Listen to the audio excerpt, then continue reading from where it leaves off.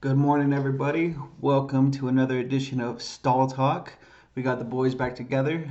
We got a little bit of a surprise today. We got OG Juan on the line, along with Korean Juan. So it's going to be exciting. Hopefully, they don't fight for dominance, but we'll figure that out as we go. We got Mario on the line also. So we're good to go today. Got a few different topics. We're going to start off with what our most overrated food is. Then we'll go into overrated restaurants and we'll end up the podcast with some MMA talk to round it out. So I want to start with overrated food because I think mine is super controversial. Um, no, I'm going to get a lot of hate from the West Coast and even from my own home state of New Mexico. And then we'll go from there. We'll go me, Mario, Korean Juan, and then OG Juan will round us out on overrated foods. But I'm gonna get started, guys. Mine is avocados. I cannot stand that food. It is Hell nasty. nah. It is nasty. The consistency is gross. Oh my god. It is a. It is a. Uh, Pretending to Is be this what I butter. learned? I hate it. It is gross. When people are like, I love avocado, I'm like, I hate you. You can't And appreciate some good guac, man. yeah, like two of my best friends, Mario and OG Juan, they love avocado, and I just don't understand it. Come on, man. I know guac is another form of an avocado, but I don't go to Chipotle and not get guac. You know what I mean? I had avocados for breakfast. See that? Oh Come on, man. man. There's something wrong with your taste buds, my man. Okay. Uh, Are you talking about the consistency? What? How can we narrow it down? What are you annoyed with or let, bothered let with? me let me give this to you guys. The look of it, the taste of it, the consistency of it, the smell of it, the thought of it. It's disgusting. Okay, first of all, the only thing I don't understand is what particular smell or aroma do you get from Everything about it is terrible to me. Um, One time, my wife put some in my nachos, and I almost Oh, divorced her. I I looked at her like, "What is?" nachos with guac, man. Nachos with guac is definitely a go. I told you it's gonna be controversial. It was gonna cause some fights, some outbreaks, but I I think you're the only one that But doesn't like it, though. Is the problem but with the situation, you have Jed? you once again. Jed has a very particular palate, and Jed just doesn't like a lot of things. So this doesn't surprise me from Jed. That is true for everybody that knows Jed. He is very particular about his diet, but the whole avocado thing, man, that's just crazy because first of all, you can't hate on Latino butter. see. That is the best thing in the world, and it goes with anything. And just like Jed said earlier, I'm a massive fan of avocado. I eat that with everything. Sometimes I gotta ask for some stuff on the side with my avocado. If I'm eating, some steak, you best believe I'm gonna have some avocado with me every day at work. I order Latino butter. I don't fuck around, man. It's a healthy fat. It's incredibly nutritious. Jed, you're crazy. It's a fruit, right? It Avocado is is the a fruit. avocado is a fruit. It's It's fruit it's very pretending to be unique. butter. I mean, it is butter. If you look at it, so the reason why it kind of gets looked at as a vegetable is because of its macronutrients. So it's easy to kind of just lump it up in a certain group.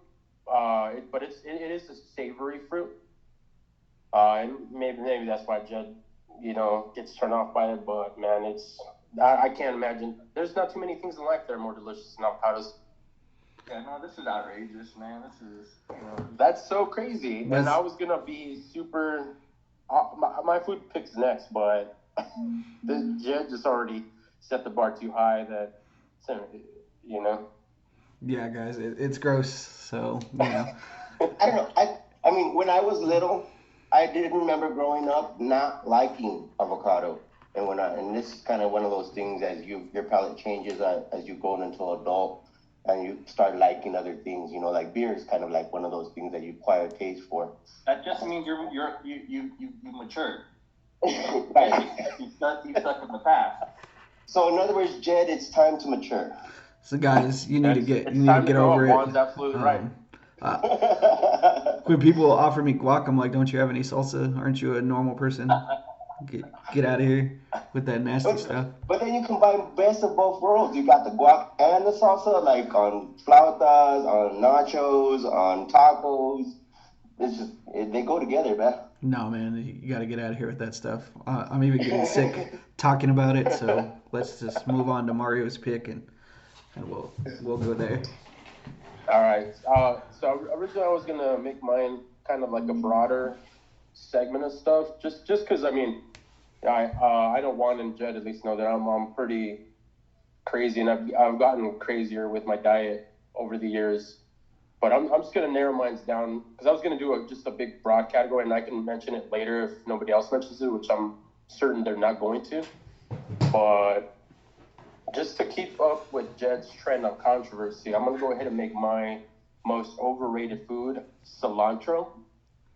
Oh, Just like Jed, points out various reasons why he doesn't like avocado, man. Cilantro for me, and I try to eat it. I'll put it in my mouth and try to chew it, but there's something going on in my body where it says signals to just halt operations of everything and just spit it out and run away. It's like this defense mechanism just takes over my biology, just wants to purge the devil's lettuce away from my mouth. devil's lettuce. And it's crazy because I don't have any allergies, no weirdness with foods. Like I eat all kinds of shit. I'll eat everything. I get a lot of flack because I eat organ meats. But cilantro is just fucking disgusting. It tastes, it has this soapy taste to it, but it's just this minty, overpowering thing that no matter, you can sprinkle just a fucking fraction of a gram on it, and it just overpowers a dish and just completely ruins it. You don't like mint then, in other words? Mint is okay, but I feel like, if you can dial it back on certain stuff like spearmint or, just like the mints growing up, I don't know if your parents would have just randomly picked shit off some random plant and just boil it in water and you just drink it as a little kid, Are you talking about yerba buena? Like yerba buena, exactly. Yeah. So that's fun, And I'm like, man, my mom's crazy, just random picking up plants from the ground and forcing her children to eat them. But I'm still alive, so maybe she had some ancestral wisdom behind the whole thought. But I feel like there's no possible way of dialing back cilantro. If I can detect it in anything, you just ruin my day. It's like Jet said, just like get away from me, man. I feel like you want to cause me harm in life, and you don't have my good health and well-being in mind. It's like triggers me that hard. See, that's exactly the way you feel about cilantro is the way I feel about avocado. Granted, I don't really like cilantro either. It's nowhere near to that extent. Like if it's there, I'll eat it, but I never want to request it. I don't think it's very good either. And like you said, it's kind of a dishwatery, dish liquid taste. I don't understand how you guys are eating your tacos without cilantro. How are you guys eating menudo Okay, so you're eating with tacos without cilantro? I don't get it. Without avocado. So we're just doing meat and salsa and tacos, and we're calling it a day. Well, all you need is the meat, man. That's where you're getting all your nutrients from. What's the point of including cilantro? There's no nutritional value in that. Dude, you know what I mean? there's tons of pointless. Tons of things to put on tacos. You could put salsa, you could put cheese, sour cream. You could put all kinds of stuff. You want to get fancy and complex. Now you're just talking whitewash stuff. Come on, man. No, man. It is whitewash. No, man. Salsa's not whitewash, bro. What are you talking about? Keep it 100. Hey, everybody likes cheese. If you don't like cheese, there's something wrong with you. It's called lactose intolerance. But well, you know what? There's some cheeses that have pretty low amounts of lactose. If you get more aged cheeses, and you got no excuses, man. But You know, I don't know, man. Different folks, different strokes, or however that goes. Yeah. Yeah. I can only think of like two plates that I would eat cilantro with, and that would be my tacos, and that would be menudo. Oh man, I don't know, man. You just done ruined both of those. No way, Yeah. Like, man. why are you trying to ruin good food, Juan? Exactly. All that we talk about, man, you gotta add a little something in there, a little fluff. Yeah, it's like, and when you guys say soap, like, I mean, let's be a little bit more mature with our palates. Come on, Ross, really? Soap? So man, I don't know about you, man, but my mom, she got a little upset with me from time to time, and she would have us. We would be catching them fish, but whenever she was tired of throwing them all the time, she would, get a little creative. But Mama knows best. We all know this. It's true. Don't go too Mama far, loves man. cilantro. No, that's when I put my foot down. I was like, listen, lady, I have become the teacher. I am no longer the student. I have become the teacher of life. You were wrong about cilantro. Gotta agree, man. Cilantro is. Grandpa grew its wings and no more cilantro. All right. So I think two first picks, they're really good, Korean Juan, you gotta step up to the plate, buddy. Yeah, I don't think I got anything controversial or anything that triggers people, but I'm from California and they seem to love these kind of like oh they put this food under that kind of category. Kale, you guys heard of that? Kale. Oh yeah. Yuck. Disgusting. Come on, man. Like, I mean, like in its raw form, they make smoothies out of that kale. Um, I go to one of those kickbacks or get-togethers, whatever you call them, and some of those hippie friends they'll pull out the kale chips, the kale chips. I think Yeah, it just that it sounds like a sounds bad cool. time. Yo, guys, just want to let you know I brought out the kale chips. Y'all get it in some wheatgrass shot with that, and you'll have a wonderful day. Oh, a little pinch of turmeric. Come on, man. No, I'm out on kale, man. Overrated. I think it's overrated also as far as like all the things that they put it in, but I don't mind it like in a salad or Oh some my gosh. some zoppa toscano that's when it's cooked and chopped to the right size. My wife made some and left the kale like in like the bushel. I'm like, I don't see the rest of the food in here. What's going on? I gotta agree with Korean One on this one, man. Kale's disgusting. It's part of the cabbage family, and there's just so much toxins associated with kale, especially when people eat it raw.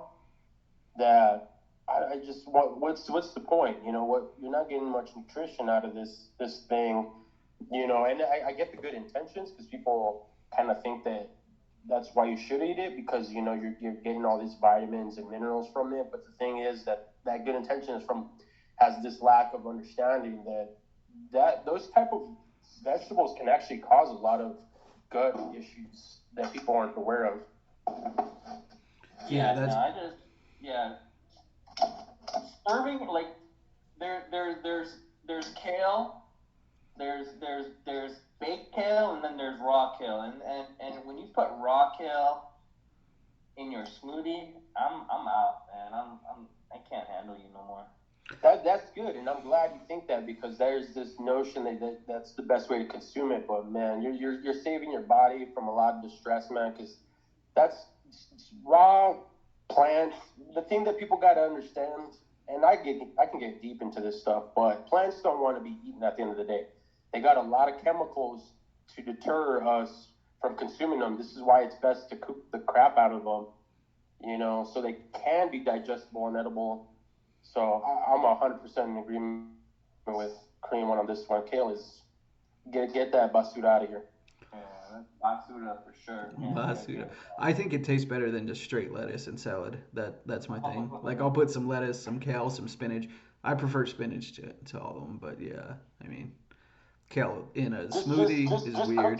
cook the crap out of it, Jet, because you want to get rid of any oxalates, phytates, lectins associated with that stuff, because you're just doing your body harm, man. We're not, our digestive systems are not meant to break these fibers down. So they just kind of linger in the body, and, they cause immune responses. And we can go deep into this kind of stuff. Yeah, I mean, this can turn into a whole conversation on its own. But Yeah. I mean, let's be honest. I'm not eating kale salads every day. Good. All right. So Juan, you got to round us out, man. What is the overrated food in your eyes? I want to say mine's probably not that controversial either. Um, I want to say onions. I just find Whoa. out of onions, man. Bro, I mean, Especially in raw form. so that's controversial for a different reason. Controversial because you're crazy. yeah, You are crazy one. exactly. You're crazy, bro. You're crazy. Hate on me for avocados, but you don't like onions. You keep it out of my menudo. And they make you cry. That should be a sign in its own.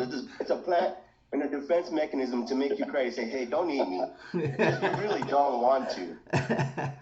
Man, you gotta saute those up, cook them with your steak, some butter. Saute is right with that. I mean, okay, so maybe, I can kind of do some cooked onions, and they end up getting some sweet taste to them once you cook them. Caramelized, yeah.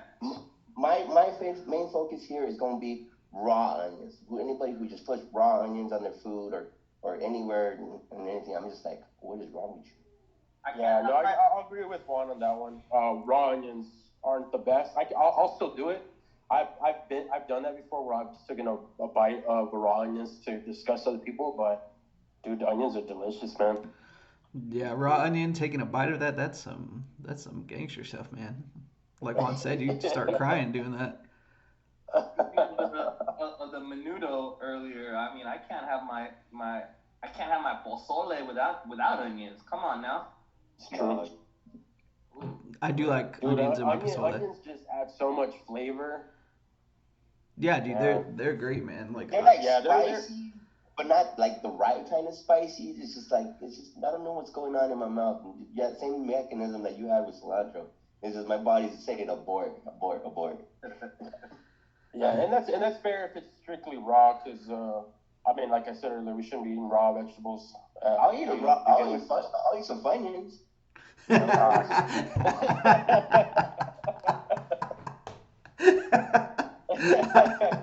I don't even know how to respond to that, man. That's not onions, man. They're in onion shape. Yeah. An onion ring shape, right? All right. I guess that's hilarious, man. I'll eat some. Yeah, onions. That one's an interesting one, because that one's used as a foundation for so many dishes around the world. Nowadays, you can find it in. Oh man, that's a tough one, but cooked, man, it's delicious. Onions are so good. Yeah, we gotta agree. Onions are good. I guess it was controversial then. I was Yeah, wrong. yeah, you. I just in a different way. You know what I mean? Yeah, you're completely wrong with the pick and with whether it was gonna be controversial or not. Yeah. Listen over there, you guac hating American wannabe. I'm not gonna take this from you. Yes. Yeah, the weirdest one out of these four was definitely avocado. That one is very bizarre. Dude, I could put that on a cracker with some salt and call it a day. Anything, man. You can put. It's a neutral taste, like Korean Wall was saying earlier. I don't know what aroma or smell that is. Man, there's something wrong picking with up you. on, but I love you guys, man. You're all my friends, but something wrong with you eating that stuff. you're even better off cooking with avocado oil than any of the seed oils. It's just so good, man. It's a much better option than any of that. See, I was actually gonna go with that route, and say that most overrated foods are gonna be seed oils, but then that's just gonna hurt a lot of people's feelings. Like the flax seeds and everything. Is that what you're All of them, man. All them seed oils. Those are hyper processed. There's a lot of toxins used just to squeeze out oils from these seeds. But then we have, entities like the American Health Association that says that are healthier alternatives to like animal fats, which is just fucking a lie. So that's probably my biggest. I tell these dudes all the time, you know, I'm like, you guys stay away from seed oils, man. No canola, no sunflower, no flaxseed, no peanut oil, because that stuff is straight poison. Oh yeah, man. But we kind of treat it like it's this convenient liquid. I agree with Mark. Well, like you said, out of my diet, and I felt better. I felt way better. I felt better energy. You will, man. It's those are the most toxic groups of food, hands down. I mean, and you have other stuff that gets demonized pretty heavily, rightfully so, like like sugar. Well, not even necessarily sugar, but at least refined sugar or refined grains. But these refined seed oils, hands down, are the most toxic foods that we use for whatever reason. And that just blows my mind. There's no nutrition in these things. American food, French fries, man. It's everybody in the world is eating French fries right now. Yeah, and the irony too is that originally, like McDonald's, they used to cook their fries in tallow, beef tallow, but because seed oils are significantly cheaper, they moved to this. And I mean, I don't know. I think if you want to have some French fries, go buy you some beef tallow, fry them that way. I promise you they're going to be significantly healthier. What do you think about air frying them? Air fryers are amazing. I know people. I don't know why there's a love or hate with air fryers. There should be nothing but love for air fryers. It's a new novel thing, right? Of a method of cooking, but it's incredible. The whole premise, though, it goes back to what I said earlier. You know, there's these good intentions, but I think when you have a lack of understanding, then it kind of leads you on these routes that because for whatever reason, we got to change the name of fat, because we treat this macronutrient as if there's no value to it. But the thing is that people don't get is fat is an organ in your body. You can't live without it. There's never been a human being that's thrived that's had 0% fat in their body. You know, we can measure it and you get these percentages of body fat, but it's an essential organ in your body. And a lot of it is we consume it, you know, and I can go deep into this stuff because you got your two main fats, which are saturated and unsaturated fats. And this is where the whole debate comes out, which one's healthier, which one's, gonna clog up your arteries and all this nonsense. I didn't know we had the fat spokesperson here today. You know what I mean? Mario is very educated on this subject. He could create his own podcast on this subject alone. So. I wouldn't. I heard it in a while. Best lobbies I heard in a while. Diet is such a intimate. We have such an intimate relationship with diet that there's been many studies that people would rather change their religion before changing their diet. You know, and that speaks volumes. Yeah, it does. All right, let's go move on a little bit. Let's go start talking about overrated restaurants. Before we turn this into a podcast about fats and diets and stuff. But so let's just go in reverse. We'll start with Juan, go to Korean Juan, Mario, and then I'll end it. All right. So overrated restaurants. I had a little bit of a hard time picking one of two to throw it out there. I went out there, but with COVID being in effect with everything. And this place used to be like my go-to place, and whatnot. Now it's just downhill. It's just so overrated that I don't want to do it no more. I'm fed up with the place. I'm throwing Modelo out there, guys. What? Modelo's and Modelo? Yes. That place is not what it used to be. That place has just lost service. It's lost quality of food. It's lost the touch. It's lost that New Mexican feel. I mean, to be honest, I haven't been in Modelo for close to like a year, but go visit it after pre-COVID. Have you been after pre-COVID? After COVID, I mean. No, I haven't been. You know what, Juan? You have a point in the sense of the service part. So I feel like they kind of handled the whole COVID. Their adjustment was a little bizarre in the sense that you couldn't place. They never updated their place an order online or call it in order. For whatever reason, you had to always go in, but then there was a line outside. So that was kind of ridiculous. But I don't know, man. As far as like the food quality itself, I don't know, man. It always hits a spot for me.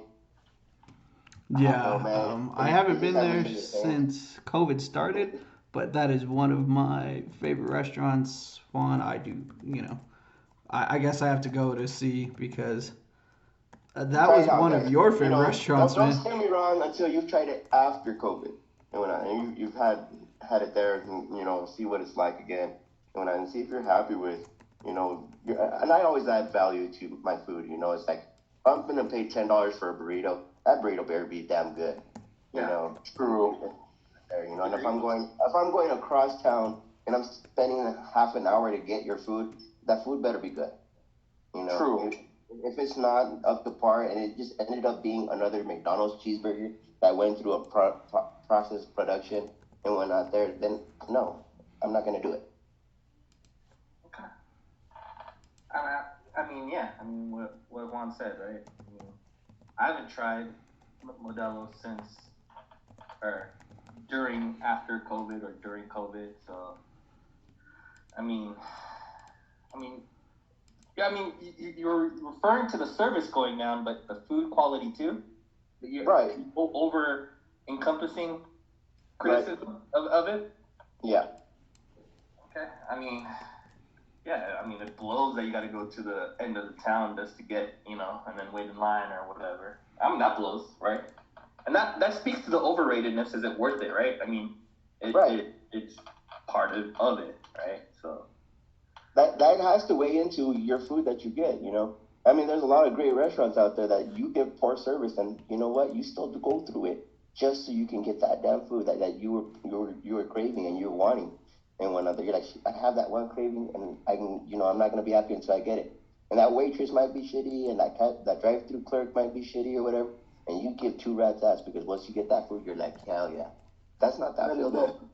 That is a good point, honestly. I know a few places like that too. Like I would say food trucks are like that for me. Like sometimes you get some shitty ass, service with those food trucks, but man, they bust out some amazing food out of those little fucking things. yeah. Oh yeah, dude, I love food trucks. That's like during the pandemic, that has been my go-to because like I don't need to go into a restaurant or anything like that. I could just go grab some food and take off. Do you guys have food trucks enforce the mask rule with you guys when you go to food trucks? Yeah, Even though you're not going into an establishment, you're just outside still. They're yeah, like, you gotta wear a mask. yeah. You're out in public. I mean, that's Yeah, that's the thing. Yeah, that's the thing in itself. But yeah, I mean, it's just one of those things. Like Jed said, for me, I fucking hate wearing masks. But as soon as I walk out the door of my apartment, I already have it on. I don't want to deal with fiddling around with putting it on in front of somebody. Or it's on as soon as I leave my apartment, and it's off as soon as I walk back into my apartment. yeah.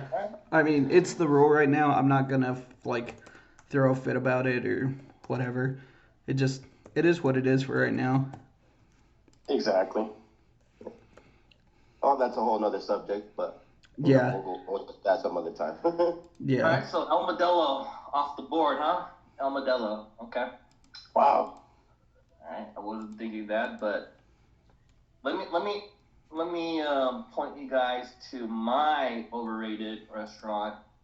It is a chain restaurant. It is Five Guys. Um, I don't know what really like you're paying almost $16 to $18 for a burger you constructed. Uh, just because they hand out free peanuts, while you're waiting, that does not, cover, like every single item. Oh, you want grilled jalapenos? Oh, 30 more cents. Oh, you want grilled onions? The cebollas you were just talking about last round? Oh, another 30 more cents. And before you know it, now you got a $16 burger. Speaking to just like, I love a good burger. But I'd rather have like four other cheap burgers, than a $16 to $18 hamburger. The fries, like when I order something, they load you up with fries, and while the fries are okay, I mean I'm always left with 100 fries left over. What kind of message are they trying to send? You know, like I mean, I've had. I mean, let's be honest too, right? Because we're talking about Five Guys in general. There are better fries, right? You know what I mean? At the same time, they're okay. It's just it gets a little too salty, I think. They still get to the point where you can pick your potato and they cook that potato from scratch, right? I mean, I think so.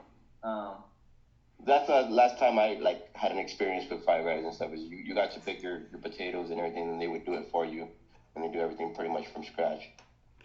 I haven't been there in a long time. Give me an El Modelo for like a $10 brisket burrito. You know what I mean? Like I don't need a $16 and cheeseburger.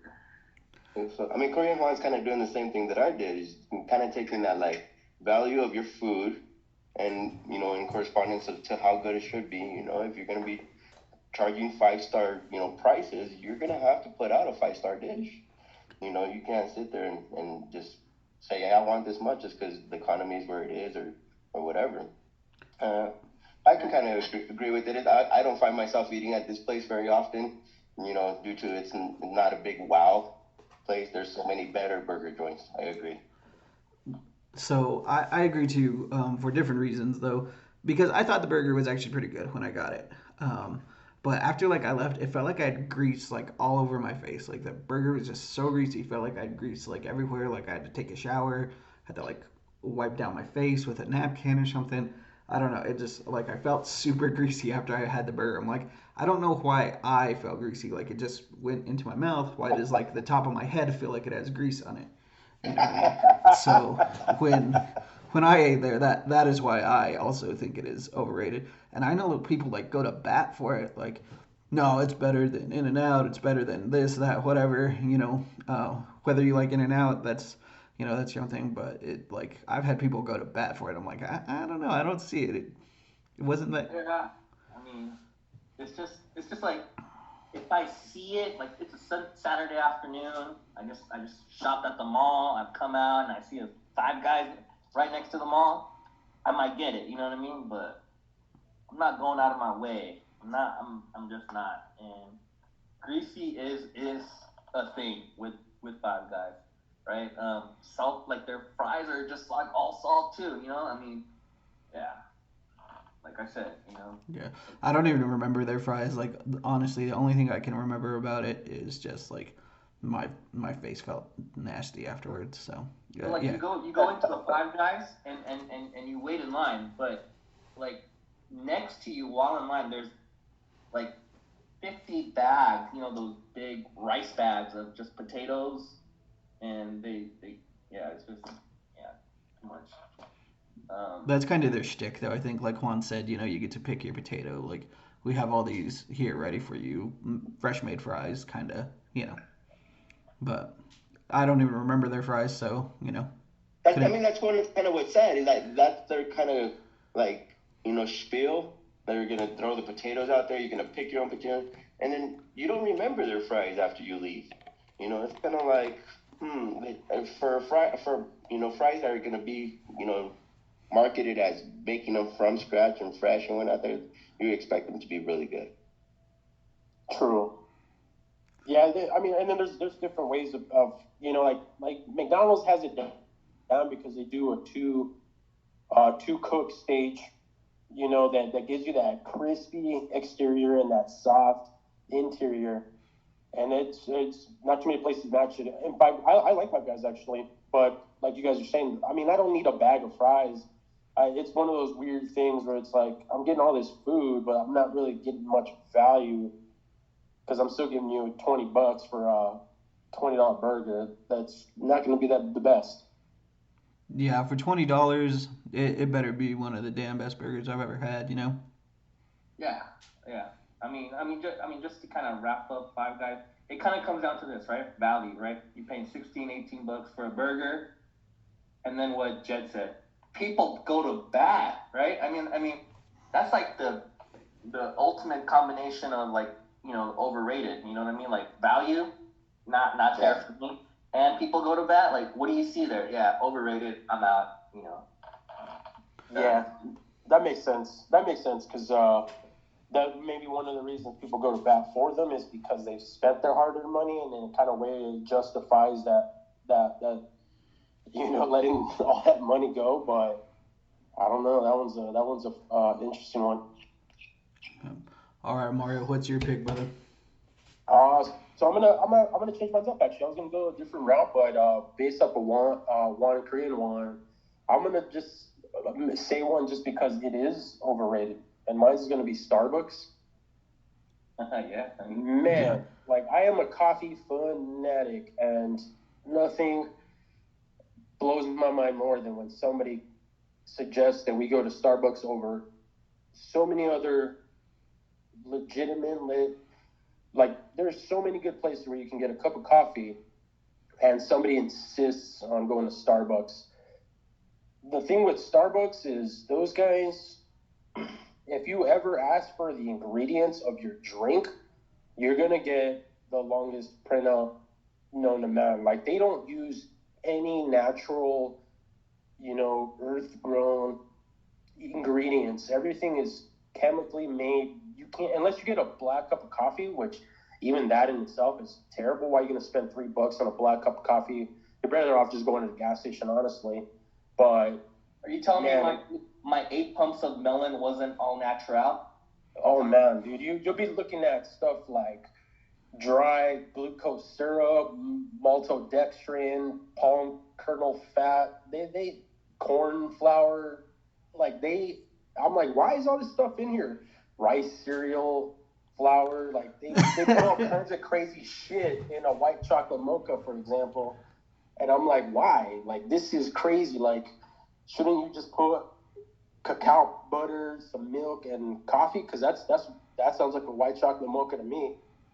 But they want to preserve your insides, Mario. Yeah, like that's that. Yeah, like it's like all these companies will argue these things that we include these natural flavors and all this jazz. Like, yeah, I'm like, no, thank you. I think I'm not giving you $8 for a venti white chocolate mocha that my body doesn't even recognize as food. It's basically just fucking glue. Yeah. It's just gonna take its time to travel through your digestive tract until you finally poop it out 20 years later. I think you hit on like the nail on the head on why they put stuff like that in there. Like perceived cost to them. They could buy that stuff in bulk for so cheap. That they're like, all right, who cares what we're putting in there? It's Is there like an opiate? Opiate element to it too, like makes you addicted and come back. Probably, yeah. Well, yeah, actually, yeah. So isn't coffee just an addictive, like considered almost a drug itself too? Yeah. So caffeine is a psychoactive drug, and it can be physically addictive. But the thing is, though, it's like they do add additional components that kind of stimulate that craving. And you can go deep into this stuff because like foods that have certain flavor profiles, like the umami, like that you can find in meat because when you ate the meat, you would get a lot of nutrients from it. So it made sense from, that. But nowadays we can just take these specific chemicals and components of it and put it into a goddamn latte. So you're not getting any nutritional value from it, but your brain's still like, hey man, that shit was pretty good. You wanna put that back into us again? And it's like, man, it's crazy. Man, I feel like some Starbucks now.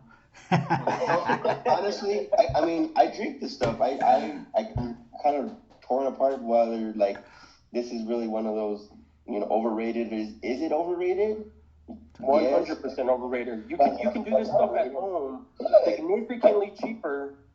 I get you don't get the cafe experience, that third space. A lot of people, they do a lot of these places because it's not home and it's not work. It's this intimate third space, and for that experience alone, it's kind of like it goes back to like when people experience things when they go traveling. It's like you can get online, you can learn about all this stuff, but when you experience it firsthand, it's this novel sense going on. But it's not truly anything different from your true home or any other space that you're at. But man, Starbucks has done it right because they're everywhere. You know, they're a multi-billion-dollar company, but their products are fucking trash. I agree. Leaving I'm not a out big it Starbucks being fan. nutritious for you or not, leaving that out of the mix and when out there, I have to disagree with this one because I think their coffees are good. I think when I drink something from there, I enjoy it. I sometimes feel a little overpaid when one out there, but I agree. I like them. My kids like them. Everybody in my house likes them, so we drink them. We go to them. I think And, there's, and that's like Warner fair. said, there's so much better local coffee that, it's Starbucks overrated. They are It is. convenient though. They are convenient. There's Yeah, one down the and block from me, like two different directions. If I go east, I got one there. I go west, I got one there. It's like they're everywhere. everywhere, and that's because they're doing it right. I can hate on them as much as I want, but at the end of the day, I'm not going to convince their regular customers to switch. It's just for me personally. I'd rather go to a local coffee shop and spend money with them because that keeps money here in New Mexico. This, I you love know, going local. Local's always been, the way to go to and nothing there, but you always have convenience beating local on yes, every corner. that's true. Yep. It's so true. All right, so I'm gonna go with mine. Mine's pretty controversial again, I think, because I'm pretty sure some people on this podcast right now like them. Mine is Chipotle. I think they are the most overrated restaurant out there. There's so much better Mexican food, especially in our state. It's I, I think they're just trash, man. I cannot eat that place. Uh, I don't get it. I don't get the hype. I Chipotle's my agree. life. See, see, Mario, you eat that stuff? No, I agree with you 100%. But obviously, for me, it's a different experience than somebody else from a different cultural background. Like just like Jet said, I mean, there's no flavor in that stuff. There's not, I dude. get the idea, and it should be good, but it's not. Dude, I went and got the carne asada and I was like, "What is this?" I almost threw that burrito at the person. I was like, "I don't know what you handed me, sir, but this is not carne asada. All right, get out of here." The I almost burritos there is like they're in a competition with what we call street food.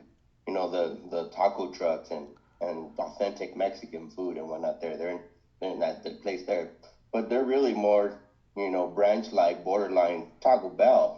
They're a little bit more of a Taco Bell with a little more zazz. yeah, Street street food they're there. upscale Taco Bell, bro, and it's not what it is, man. They're not in competition with street food because street food is so much better, bro. Go to any Well, I taco mean, truck. they're serving the same stuff. I mean, you get a barbacoa taco or barbacoa burrito from there versus a street truck, and they're two whole different feelings. They're coming from like two whole different cultures almost. Yeah, Right. In exactly. a, That's exactly Chipotle what is I'm saying. more whitewashed, right? More of mainstream course, whitewashed.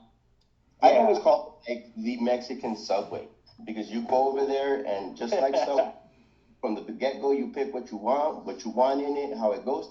And what I think they have left out of this mix here that hasn't really gave them that really good feeling is that the food is just there.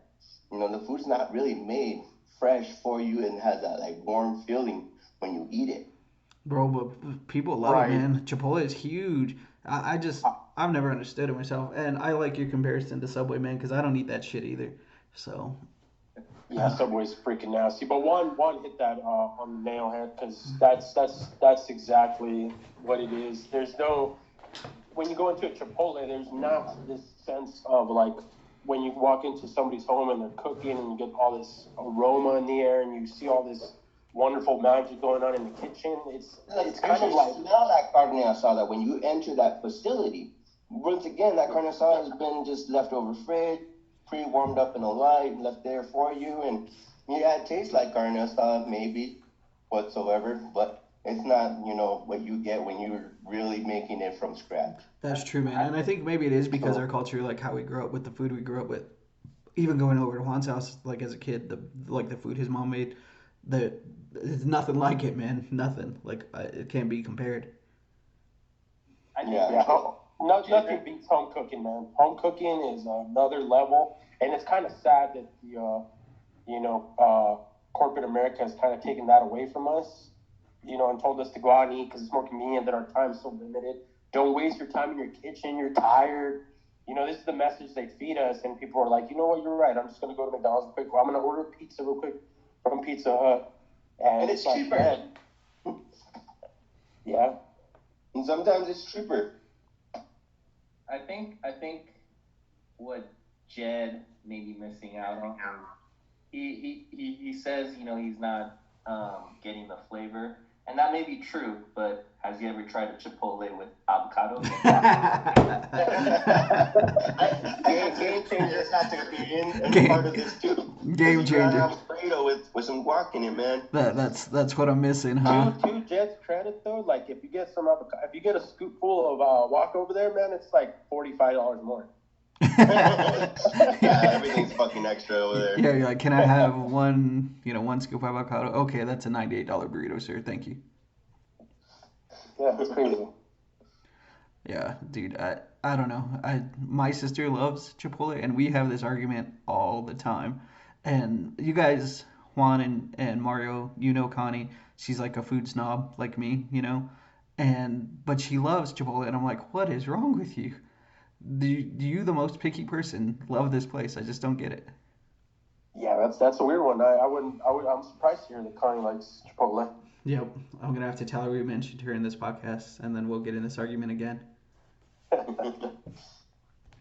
All right, I think that rounds out our overrated talk, our mini snake draft for today. You guys got any honorable mentions? Anything to add? All fast food, man, is overrated. If you take a little bit of time in that kitchen, man, get you a food scale. That's a game changer in the kitchen. But all fast food is overrated. I gotta throw my other one out there. My honorable mention was more franchise, like you guys were kind of picking. And one was gonna be Wex. I'm just not a believer in that place, man. That's the food. Dude, I used to be, man. I used to love Wex, but I agree they've gone franchise big time and have kind of gone downhill over the last few years. I'll agree. I agree.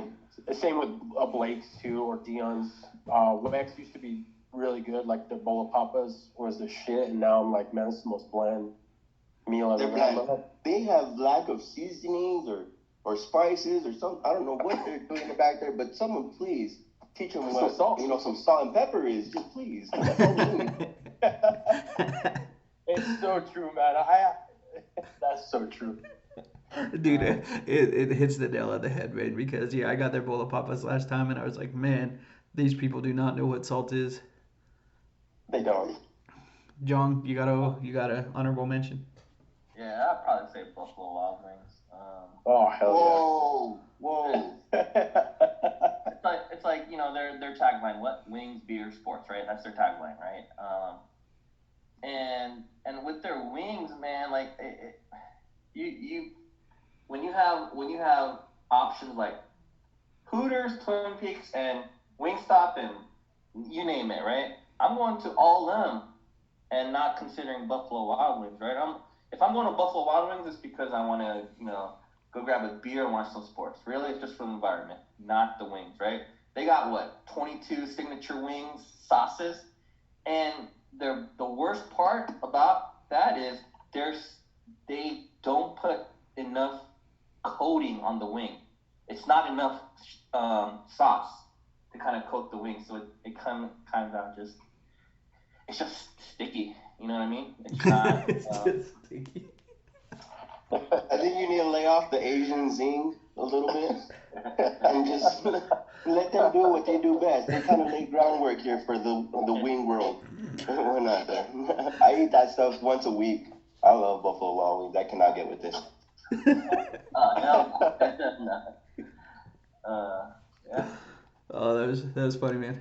I like it. John, that should have been your original pick. All right, guys. Let's transition a little bit into some MMA talk. There was a fight last week that I really want to talk about. Derek Lewis and Curtis Blades. Just because That had to be one of the most violent knockouts I've ever seen in my life. He hit him. Blades is a big dude, and he just got stopped in his tracks, and like kind of a delayed fall down, kind of a couple of punches there on the ground that may The not have. hammer fist, or the yeah, not a hammer fist, but two Yeah, of them, right? yeah, Before. that may not have been necessary, but That was not necessary. he was not told to stop, so I don't think there should be That's true. That's any true. I think it was unnecessary, but the ref really didn't take the part that he should have after that guy was out cold. yeah, And exactly. Jorge Masvidal always said, "Man, I hate this guy, whoever he's fighting, and I hope the ref trips on his way to stopping it, so I can get a few more punches in." It is what it is. No, you can't. Yeah. I don't think Derek Lewis should take any flack for that. I think Herb Dean should take some flack for not being in the proper position. I know those are two big dudes and they're moving around a lot, but he should have been in a little bit better position. Anyways, though, gosh, just killer knockout, man. Can you guys think of a more violent, like just knockout? I mean, anytime Francis Ngannou knocks somebody out, man, that guy, he punched somebody in the forehead and knocked them out, you know. But Derek Lewis, man, he's an absolute beast. Yeah, I mean, I guess you're not wrong that when Ngannou knocked Overeem's head into space, man, that that may be a little more violent. This knockout by Black Beast, he had blades moaning on the ground, stiff as a board, and just like he was like almost sounded like a snore. You know what I mean? Like it just sounded bad. It was minutes before he woke up, man. Like I was worried about him. I really was. I was like, dang, He was getting worked. He really did not look as good. But when we were watching this fight, they were really saying, all he needs is that one good hit in there, which obviously he has it. He has them heavy hands and whatnot, and just laid it. Sometimes it just takes patience. Sometimes it's not about how many you can land. Sometimes it's one hitter glitter. Yeah, no, Juan's absolutely right because we were watching that fight together. And, Lewis looked awful that fight. He got dominated the first round and most of that second round too. And man, that one hit just turned everything completely upside down. He sets traps good, right? Like he walks back, he plays possum, he kind of looks like he's stumbling a little bit, and he's done this in multiple fights, where he looks kind of like he's out of the fight and then bam, he hits you and knocks you out. Like the Volkov fight, bro, he was getting beat down that fight, and he finished it. He believes in his power, and he carries it through the whole fight. He's not one of those guys like first round power, and then it's gone, right? He carries it. Yeah. There was one point where Blade got Black Beast in a single leg, and he still got out of that. You know what I mean? His defensive wrestling is getting better. Yeah, I mean that's the thing with the heavyweight division. I mean, even with the fight last night with Rosenstrike, he's the same kind of fighter. He just waiting to get that one punch in, and it didn't happen yesterday. And man, he just looked awful. And this was his only second loss ever. Yeah, so that was a shocker for me last night. That was a shocker for me, not because he lost, because I watched Gon in a few other fights and he's looked really good. But it was a shocker because it just didn't seem like he put any urgency into it. Like a lot of people were talking about Gon's urgency, like, well, why didn't you try to finish him? You're dominating, but I just like, why didn't Rosenstrike have any urgency? He should have. Right. He should have turned it up, man. He really should have. I just Yeah. don't understand why he never did, like why he never moved into that next gear. He was always waiting for a counter, and they obviously weren't coming because he was a little bit slower. He was shorter arm span. He just kind of had the physical disadvantages, and he needed to kind of maybe turn it into a dogfight that he just never did. Yeah, and that's the thing that everybody wants is that dogfight. And I feel like the UFC is maturing so much lately, where these intelligent fighters that may not be the most popular, but they'll pick apart their opponent just to avoid getting hit, and people don't. The average fan might not necessarily like that because that's what Israel Adesanya does as well. He'll be fighting next week. He's so good at picking apart his opponent, and yes, he does run away a lot from his opponents as well. But he's still winning points from the judges. You know, it's at the end of the day, it's the judges are if they're going to go the full length. It doesn't matter what the average fan like us thinks. You know, dogfights are pretty rare nowadays. They happen. You know, like maybe Dustin Poirier and Dan Hooker might have been the last best one. But man, I agree with what you're saying as far as like the more like intelligent strikers, the more like polished strikers don't necessarily turn things into a dogfight. What I was more saying is like if you're losing and you don't have a chance on the judges' scorecard, why not do what you can to win it, right? That's what I was trying to and I say. get that. But one thing that the commentators were kind of talking about too was that Rosenstrike could turn it up then, but then it's like that would be potentially affecting his career in the long run because he just couldn't get in there. Just like you were saying, Yeah.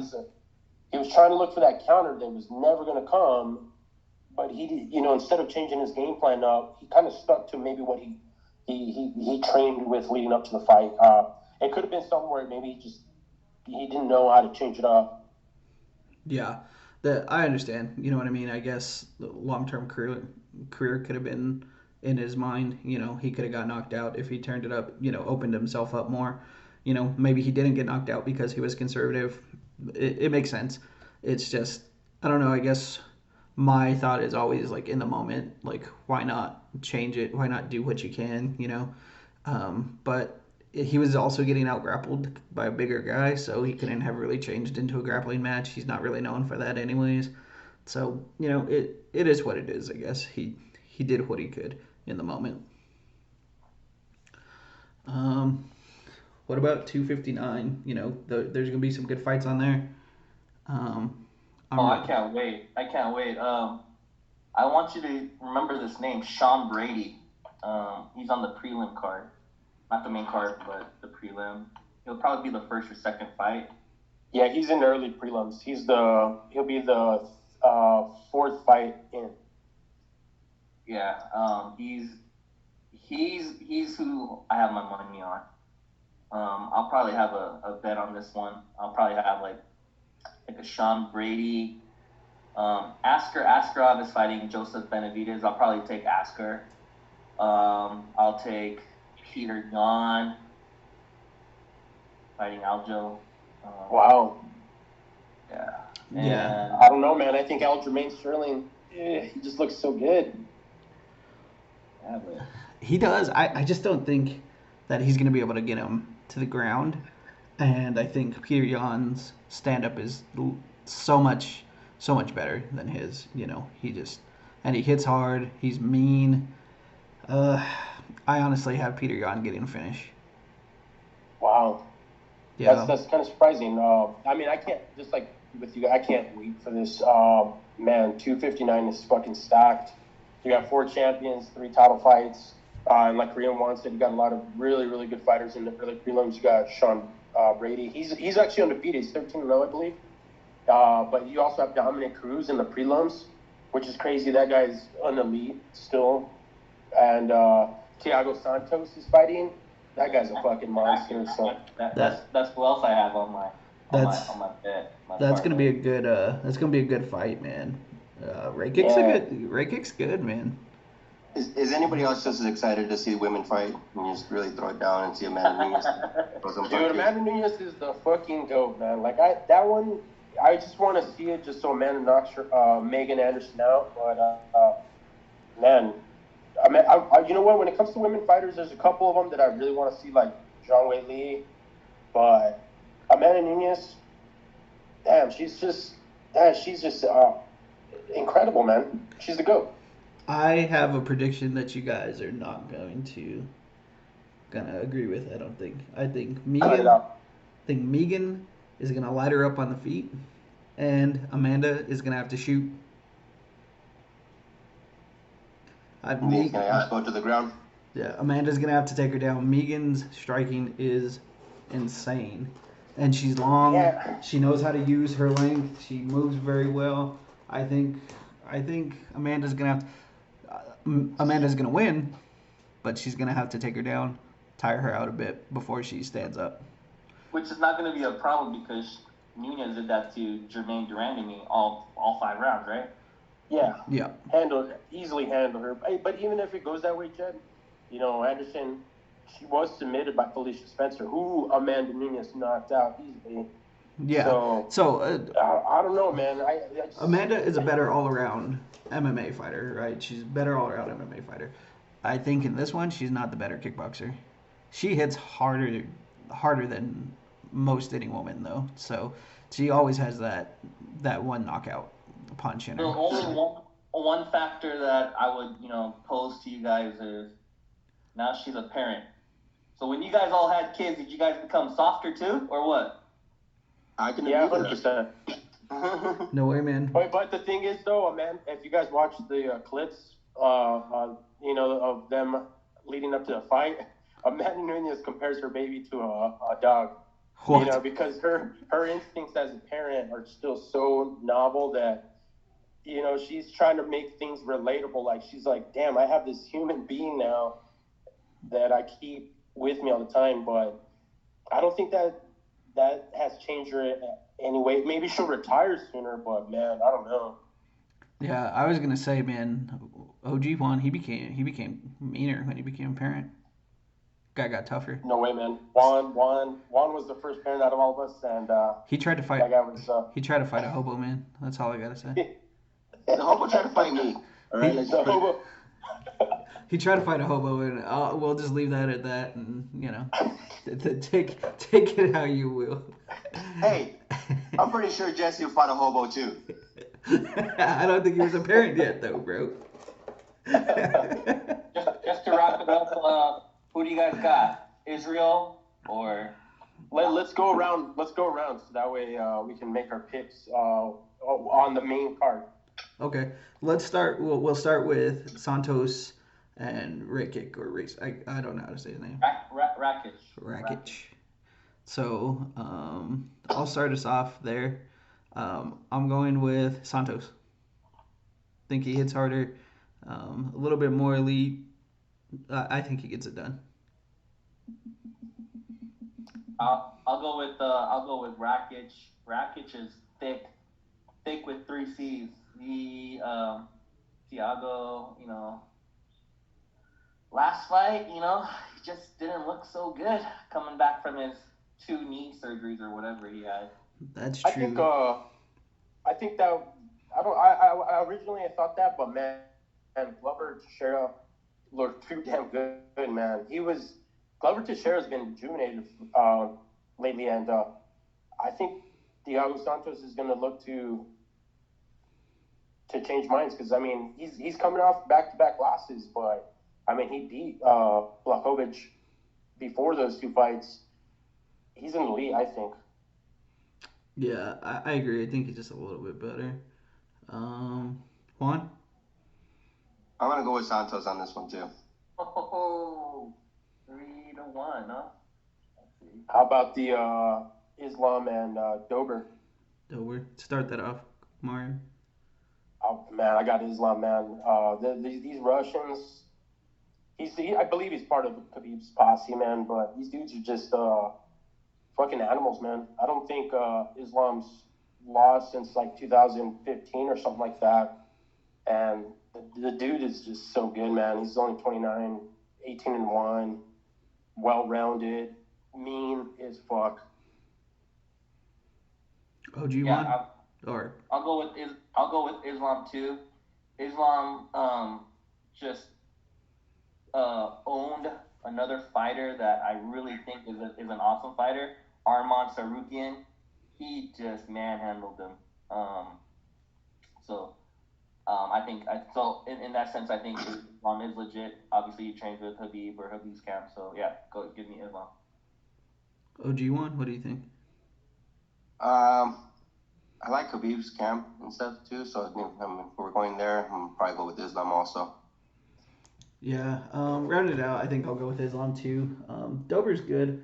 He really is. He's been on a little bit of a streak, but his last fight or his last loss to Dariush, kind of a similar grappler, take you down, wear you out kind of guy, and I think Islam does that a little better than Dariush does. So I think that it'll be a similar result. He'll lose to Islam.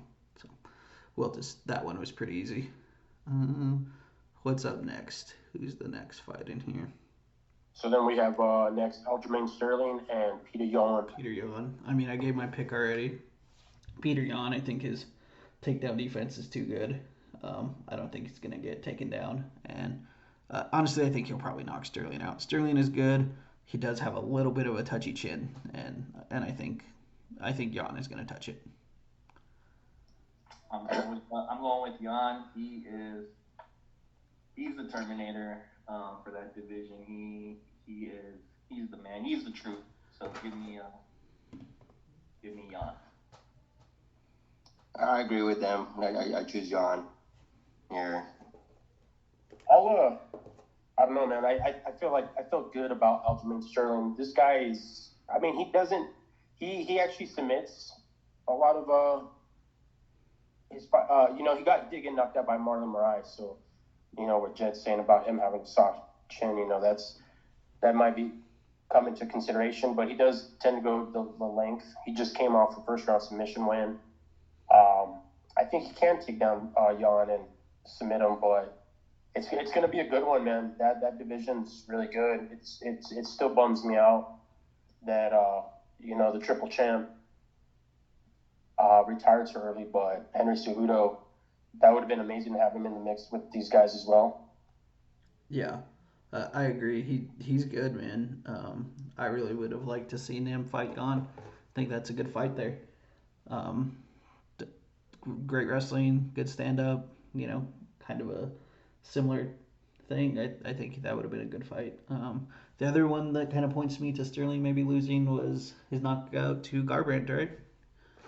Right. He got starched there, so I think it's just that chin is a little suspect. I mean, he's good. Don't get me wrong, he submits a lot of people. He's really good. I just don't see him taking him down.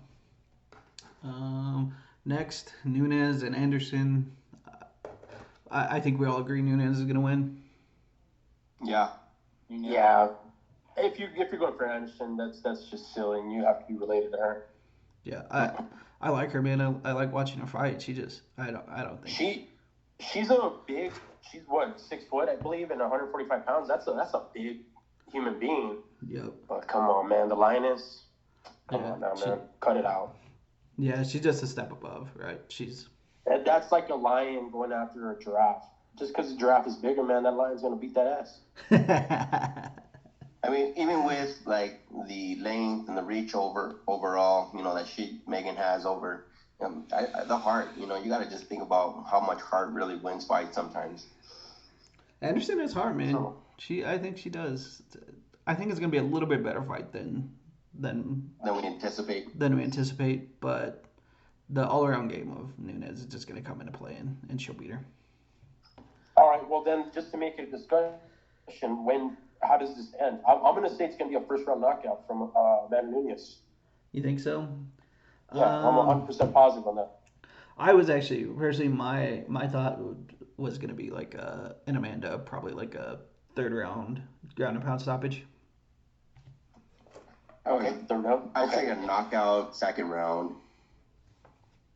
I think I'm leaning second. It could be a third, but probably I'll say second TKO. TKO, okay. Yeah. I think we're all kind of leaning towards a TKO. I'm taking the over on that though. So over 1.5. So a full round and then half of the second round.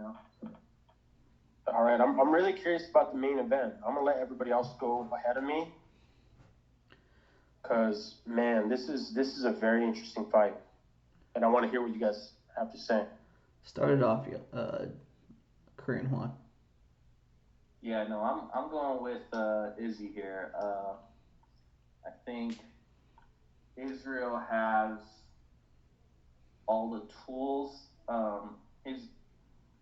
His IQ, his ring generalship or octagon generalship is far superior, I believe, to Blahovic.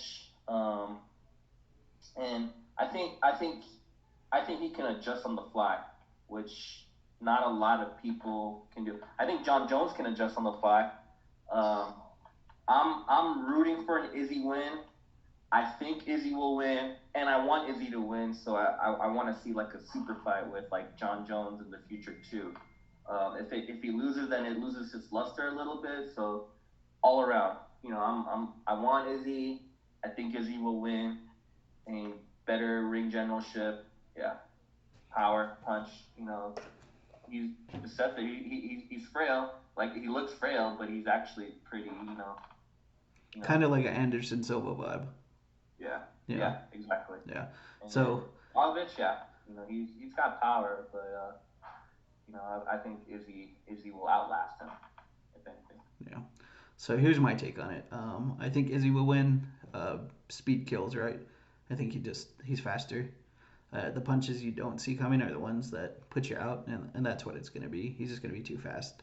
He comes from weird angles. He has really technical striking. Um, like you said, he controls the octagon very well. The other thing that he does is he controls the pace of fights very well. Like when he needs it to slow down, he slows down the fight. When he wants it to speed up, he speeds it up. Um, I'm a big Jan fan. Polish power.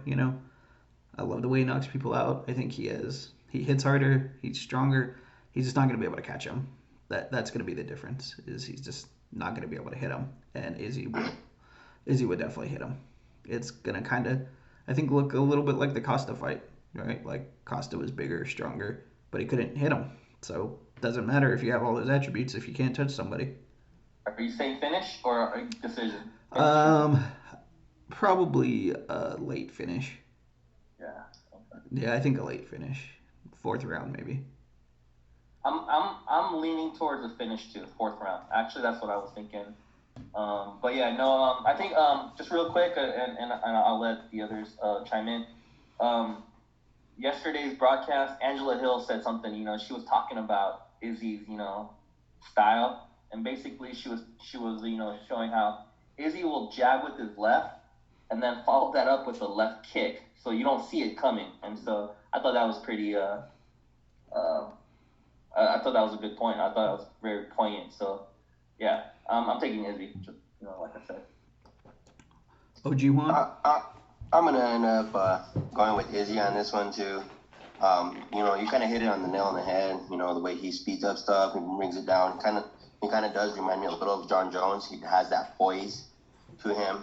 On how he controls fights, and he has a better defense, man. So I'm gonna probably say decision on this one. I think it might go to all the way. Not there.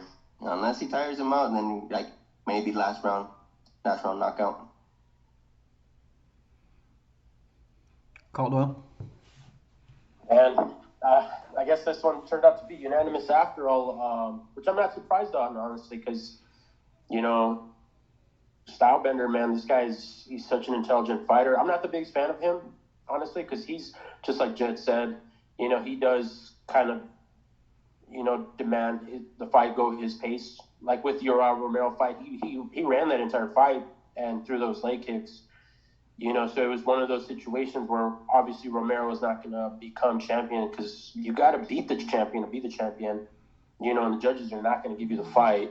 I think Izzy will win this one in decisions, which he's perfectly fine, with going 5 rounds with Vlahovic because, that Polish power is just not going to land. Israel Adesanya does not like to get hit. And like Korean Juan said, I want to see that super fight with him and John Jones because these guys they're just a level ahead of everybody as far as athletic abilities, and they don't like each other. They're both in the prime.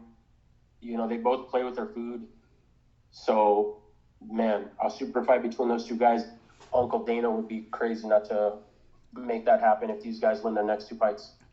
Yeah, I agree that fight that's a interesting fight, but I don't think it's going to be competitive. I honestly think John is too big and has way too good of wrestling to make it that good of a fight. John is not stupid. He's going to take him down and he's going to elbow him until he gives up.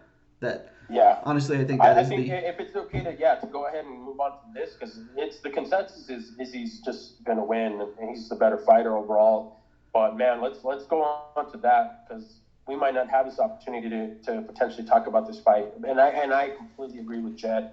John, like Izzy and John Jones, man, two tiers above everybody else. But John Jones, I feel like he's just gonna play with Israel Adesanya, and because man, like I feel like nobody can take Izzy down, but John Jones will turn into Khabib and just maul him. John has a very different takedown style than everybody that Izzy has fought, right? He likes to take down off of trips. He likes to take down off of like upper body stuff, and he has a good double leg. So I I don't think there's a way that Izzy can stay on his feet. He's not strong enough. That's the one thing no one's been able to do to him is use their strength against him. And John is long enough. He's smart enough to push him up against the cage, to tire him out, to wear on him if he can't take him down like normal. He just has to wear him out up against the cage. Beat him up, dirty boxing, stuff like that, kind of like Couture used to do. And John's very good at that. I just don't think Izzy can stop it.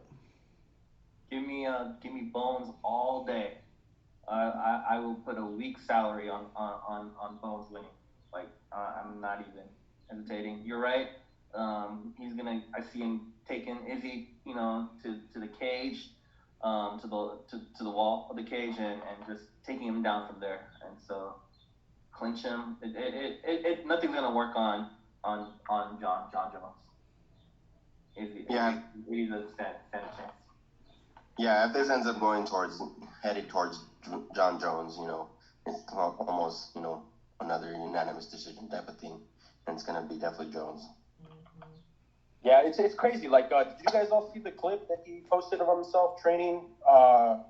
And people were dogging John Jones as if he was, he made a mistake by going heavyweight, that he looked slow and this and that. And I'm like, listen, guys, he was moving at the pace that his training required. People always want to see these explosive moves and these amazing athletes.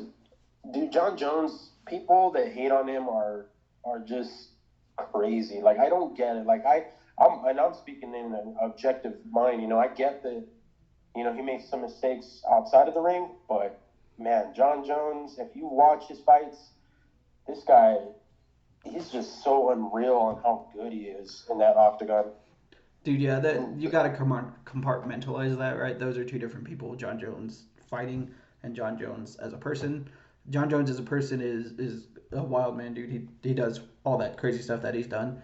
As a fighter, he's a great fighter, and I was kind of surprised by people dogging on that training too because it looked kind of similar to what he's done before, like concentrating on one punch or one kick. Like yeah, it looked very similar to training material that I've seen from him before. So Did I people wasn't. not see the I didn't read too deadlift much into it. videos he was doing?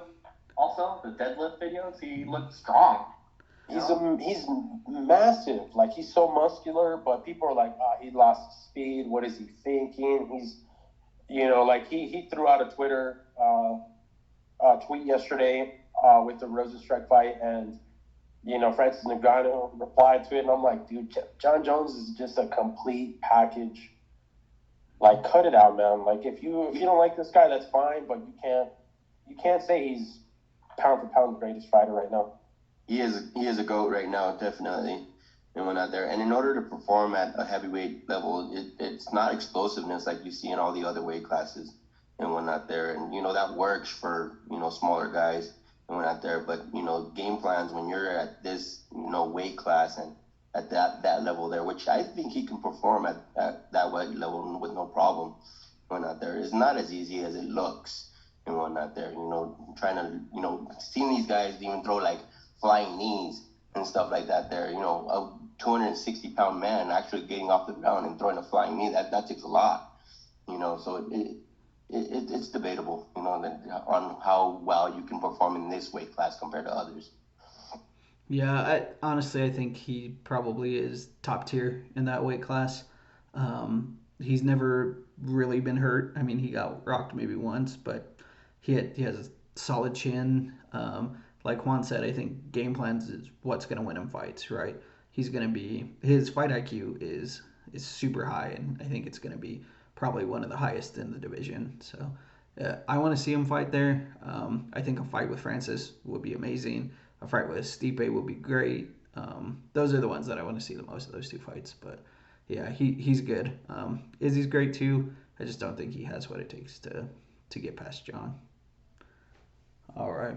I think we want to see a lot of these big boys really challenge him and whatnot there, as he hasn't been challenging maybe the dominating class he's been in and whatnot there. So this broadens his area on what he can do and whatnot there. Can we continue to perform in different places other than just the weight class that he's been in? Agreed. You guys want to talk about anything else? Do we have any other subjects we want to bring up? So I wanted to bring up the subject of what's been talking about a upcoming fight with Poirier and Gregor rematch, and winner ending up with Khabib. And whatnot there to see what you guys think on this one. I think it's a good rematch. They produce good fights, those two, right? The knockout of Poirier, the first The fight. big question is it is really McGregor going to continue to sit here and be at that top level and even be a contender for Khabib, or has Poirier kind of shined a little bit of light that McGregor, this is probably going to be the end of your time now?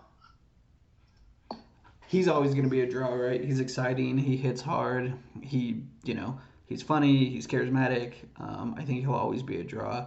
I don't think he'll ever beat Khabib. I just think Khabib has the style to beat him.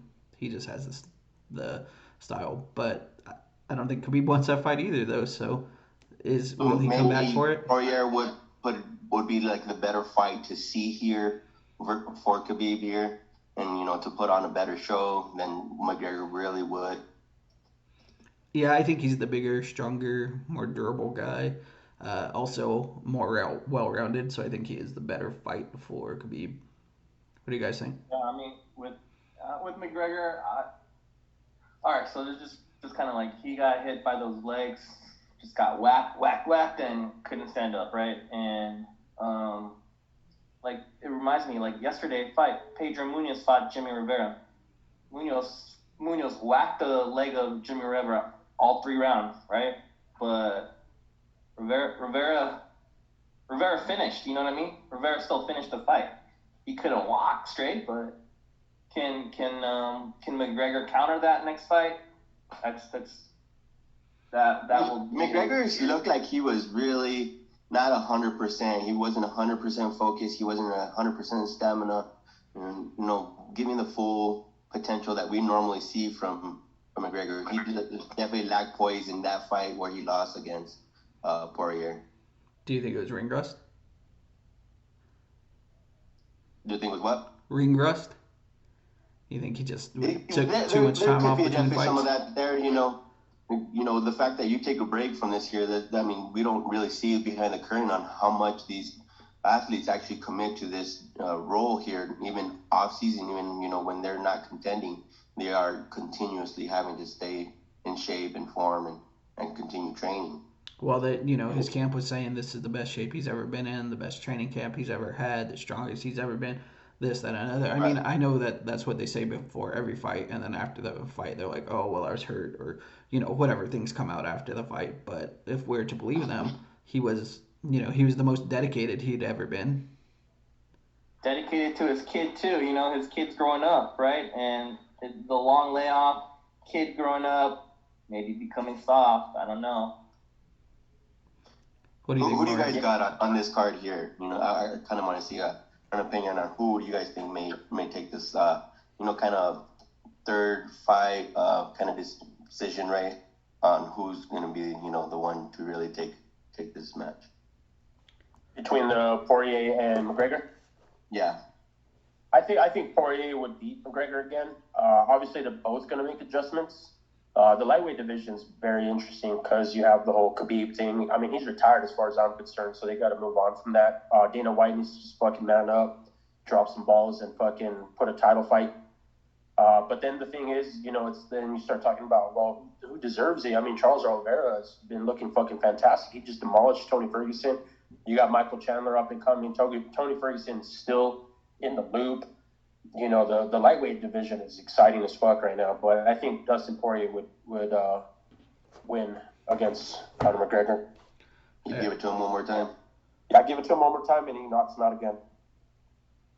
Okay. Agreed. I think honestly it should be a Poirier Oliveira fight, and then give McGregor someone else. And if he wins, Give him then, Gaethje. yeah, give him Gaethje. That is an exciting fight right there. Two stand-up guys, that hit hard, that come to knock people out. I think I'd be more satisfied with that, with those pairings, with Poirier, Oliveira, McGregor, Gaethje. But as far as Juan's question, Poirier. Okay. Yeah. Juan? I'm going Poirier to win out. Yeah, he'll do the same exact thing to McGregor like he did in the second fight. So Poirier. I feel like Dana White should make us the decision makers, because I think we would have some good matchups in the lightweight. They can make a lot of progress in this division, but they just got to get those matches done. Let's get Poirier and Oliveira. Let's get Gaethje McGregor. Let's have Chandler fight Tony Ferguson, and that would sort out a lot of that division right away. Yeah, that log jam at the top, that would definitely sort it out. And just make it a lightweight tournament. Do it on the same day, and then that way they're almost all ready to fight around the same time again. So that way we can just keep this division moving. This is such a competitive weight class here. The high level of energy that goes into this weight class here is always exciting to watch. 155, so many good stuff. You love seeing them knock out powers from heavyweights and stuff like that there.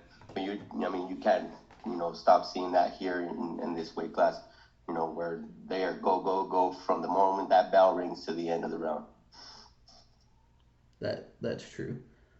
Definitely true. Why can I not think of this? Whose name I'm trying to think of right now? I just want to see how he fits into the mix. The one that just beat Felder. Why can I not think of his name? The one that beat who? That just beat Paul Paul Felder? Felder. Yeah. Wait. Dos Anjos. Rafael Dos Anjos. Dos Yeah. Anjos. Where do you think he fits in? Yeah. I think he's towards the end of his career, personally, myself. I think so too. He's on the downside of it, but I think he makes a good matchup with Chandler. I really do. Both have good stand up. Both have good wrestling. Yeah, he needs to get rid of that goddamn disgusting porn stash he got going on though. Oh, what about Michael Kissa though? Or he's at 170. He's at 70. Yeah, moved up to 70. Yeah. He wants to fight Colby. Kobe would destroy him. I want to see that fight actually. So do I. I think Kobe's endurance is too good. He'd keep his distance. He wouldn't let him get taken down. Kobe would just outlast him, I believe. Kobe just throws so many strikes, man. I just don't know how he keeps that pace. It's the president's favorite fighter, man. he draws power from the Trump, man. All right. All right. I want to see Kobe getting ready to fight, man. I want him to start talking shit. I'm sure he would come up with some hilarious stuff for Michael Chiesa. Yeah, I think so too. I really wanted to see Edwards and Covington fight. I thought that would have been a good fight there. Yeah. Leon Edwards needs to get something going right away too. Well, he's fighting below Muhammad. He's fighting below Muhammad. Bilal Muhammad? Yep. I think that'll be a good fight. Muhammad's good. Yeah, it's true. Leon Edwards is good. Bilal and Leon, good fight. I think I lean towards Edwards, but we'll see. We'll see ring rust on that one for sure, right? Ring rust. Yeah, it's been a while. Yeah. So this is a good matchup for him then. The other matchup that I'm excited about, just kind of off topic out of there, Namhunis and Zhang Weili. Yeah, dude, let's get Zhang Weili back in, man. Yeah, she's a monster. She's so good. Yep, I think Rose definitely more refined. John Willie hits harder. I gotta go with the champ. I don't think Rose is quite as tough as she is. Agreed. You going with the Communist Party? Which one you going with? Yeah, Communist Party. I got you.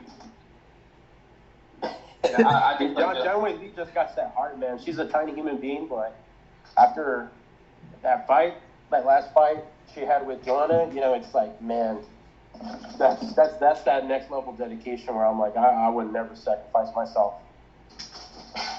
Yeah. That much damage. Oh yeah, man. Her and Joanna, I think they took years off each other's career, man. They really beat each other up. One of my favorite fights all time, to be honest. Yeah, that was definitely one of the best fights of all time, if not the best female fight of all time. I say best female fight of all time, and up there as far as just fights overall. Yeah, I agree. All right, guys, I'm gonna call an end to it here. I think we could go on for 4 more hours on MMA. That's just kind of how it goes with us. Thanks for your time today, guys. Yeah, another good go. Until next time. Until next time, guys. Later. Later, fellas. Cheers. Have a good one. Later.